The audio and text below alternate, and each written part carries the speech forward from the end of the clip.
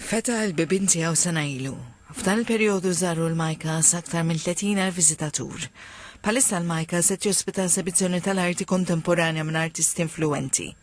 Esebizzjoni li jisimha Color Form and Composition. Fost ix-xogħlijiet eżebiti, 30 pitturi tal-artist kontemporanju Amerikan Milton Avery.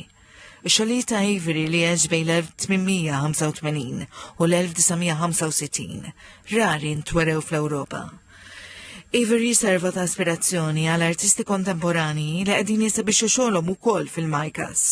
Artisti li inkludu l-bintu stess March Avery, il-Finlandiż Hanny Alfton, il-Belġan Harold Enkart, l-Iskoċċiż Andrew Cranston, l-Ingliż Gary Hume, l-Iżvizzeru Nicholas Party u l-Amerikan Joan Eastwood. Ma' TVM News, ċerperson tal-Majkas Feliz Muscat qalet li f'din is-sena li miftuħ il-Majkas kiseb reputazzjoni fi ċrik internazzjonali tal-arti. Spjegat li riżultat ta' dan il-Majkas qed iservi ta' kalamita tal-artisti mustaċċuni li għażlu li jesebixxu xogħolhom f'Malta. Artistic Director Edith Davani li hija kuratura u Artistic Director li għamlet fuq 20 sena Top Curator tal-Royal Academy u li di fl-imkien mal-Bord tal-Majkas u mal-Creative Committee niddisinjaw il-programm artistiku tagħna tal-esibizzjonijiet. Majkas se tiservi wkoll ta' spazju għal artisti Maltin li qegħdin jibnu pontijiet ma' artisti kontemporani barranin.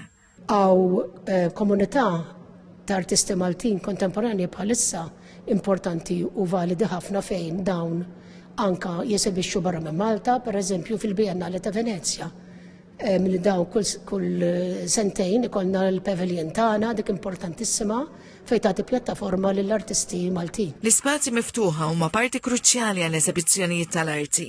Ġonna fejn ħajkollna l-Sculpture Garden qed ħajkun lest is-sena d-dieħla fejn huwa spazju fejn nistgħu nisibixxu skulturi u installations. Il-Majkas ser jiċċelebra l-ewwel sena tal-opera tiegħu billi ser jiftaħ il-bibin tiegħu b'xejn għall-pubbliku fit-tmiem il-ġimgħa.